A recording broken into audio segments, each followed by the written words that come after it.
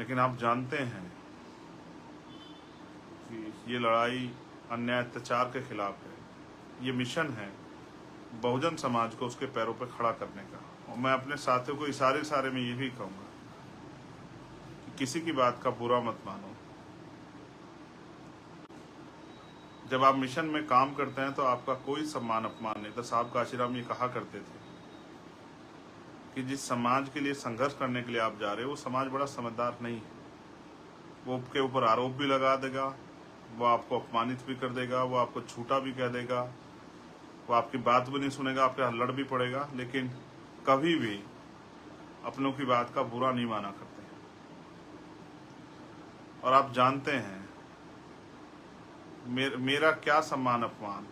मैं तो एक गोल लेके हम मिशन का काम कर रहे हैं। जब तक वो मिशन पूरा नहीं होता तब तक क्या खुशी मनानी और क्या दुख मनाना। मैं तो बहुत भावुक हूँ इस मामले में। जब अपनी बहनों की लुटती अस्मतें और अखबार पढ़ता हूँ, यूट्यूब पे खबर देखता हूँ, टीवी में देखता हूँ, तो कितने आंसू बहाता हूँ शायद आपको एहसास भी नहीं है, जो लोग मजाक उड़ाते हैं बातें कह के। ये मेरा दर्द है। मैंने समाज को परिवार माना है।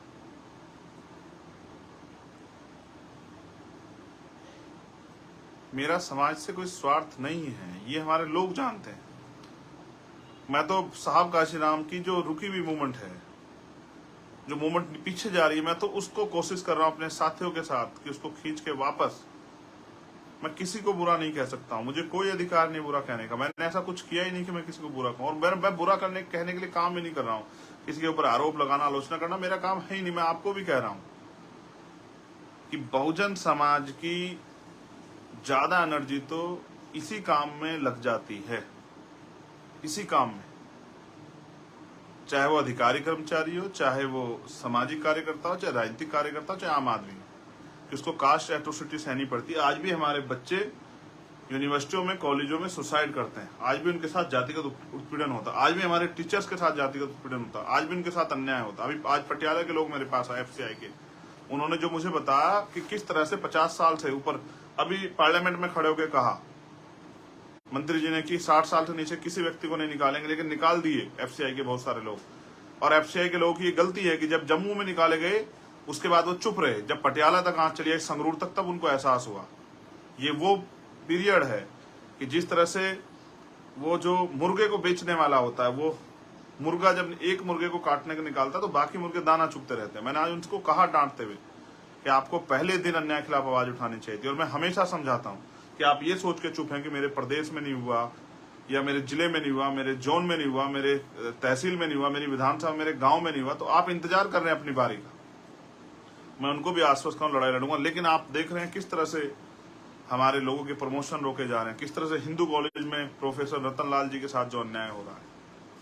हमारी भीम आर्मी स्टूडेंट फेडरेशन की टीम का मैं धन्यवाद देता हूं कि लगातार उनके साथ खड़ी है और वो प्रोटेस्ट भी कर रही है। मैं अपने साथियों को मजबूती से प्रोटेस्ट करना, जिन यूनिवर्सिटी में, जिन कॉलेज में हमारे बच्चों के साथ अन्याय हो, हमारी भाइयों बहनों के साथ अन्याय,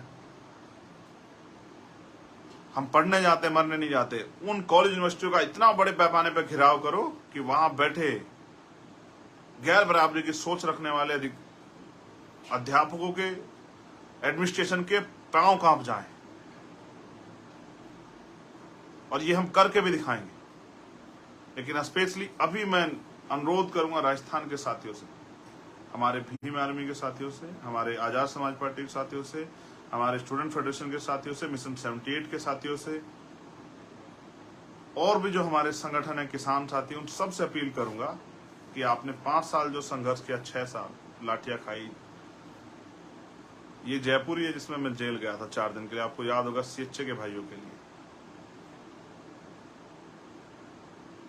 अगर इस बार हम लोग अपनी ताकत नहीं बना पाए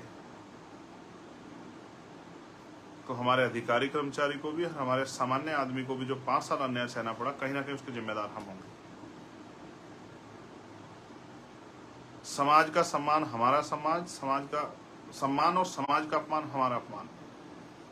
हम समाज से बड़े नहीं हैं। हमें समाज के सम्मान की परवाह करनी चाहिए। अपनी एनर्जी को इधर उधर किसी काम में नहीं लगाना चाहिए। आपको अपनी पूरी एनर्जी अपने आंदोलन को, अपने मिशन को जो महापुरुषों का सपना पूरा करने का मिशन है उसको किस तरह से कामयाब करें, इसमें लगाना चाहिए। मैं बस आपसे अपील कर रहा हूँ, एक बार फिर कोशिश करूंगा आपके बीच आने की। 20 तारीख से पहले मैं आपसे अपील कर रहा हूँ मेरे राजस्थान के साथियों से, यही प्रचार का साधन है और ना खाना है ना और कोई साधन है आपको देने के लिए। लेकिन 20 अगस्त को जयपुर में आपका इंतजार करूंगा।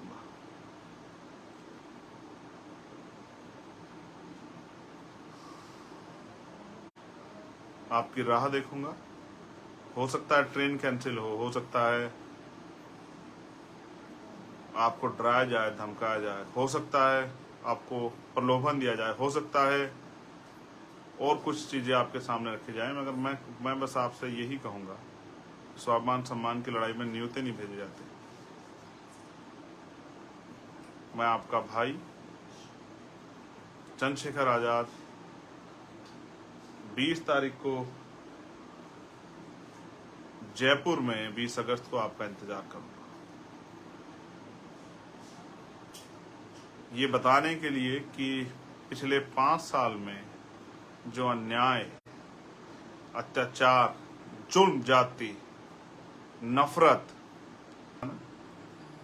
अपने लिए भी और मेरे लिए भी,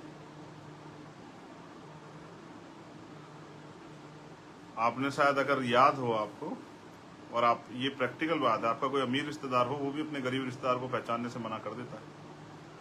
अमीरों की नस्ल ही ऐसी होती है। गरीबों के पास यही है कि अगर उसके पास एक चादर होगी नहीं तो उसके घर में मेहमान आएगा तो वो नई चादर बिछाएगा। गरीब इज्जत देना जानता है। मैं आप सबका धन्यवाद करता हूं कि आपने मुझे सुना, और मुझे विश्वास है मेरे साथियों के ऊपर कि वो सरकार को भी और समाज को भी ये संदेश देने के लिए कि अब हम किसी के पिछलग्गू नहीं बनेंगे, हम अपने पैरों पे खड़े होंगे। काम करने वाले नौजवान ईमानदार हमारे साथी तन मन धन से, और मैं अपने साथियों से कहूंगा कि जो लोग आना चाहते हैं, जिनके पास साधन हो, वो उनकी मदद कराएं कि वो 20 तारीख को एक ऐसा सैलाब आए राजस्थान में कि भोपाल की रैली को लोग भूल जाएं। जबकि मध्य प्रदेश के लोगों ने जो मील का पत्थर ठोका है उसे शायद ना ही कोई बुला पाए। लेकिन मैं मध्य प्रदेश के साथियों से भी कहता हूँ, बहुत अन्याय अत्याचार हो रहा है। मैं बहुत जल्द 10-15 दिन के लिए मध्य प्रदेश आ रहा हूँ। एक शुरुआत कर रहे हैं हम लोग 15 तारीख से नगीना लोकसभा में। जाति तोड़ो समाज जोड़ो एक यात्रा, हम साइकिल यात्रा शुरू कर रहे हैं। साइकिल यात्रा तो हमारी बीमार में आजाद समाज पार्टी के नेतागण कर ही रहे हैं, लेकिन उसमें एक दिन के लिए मैं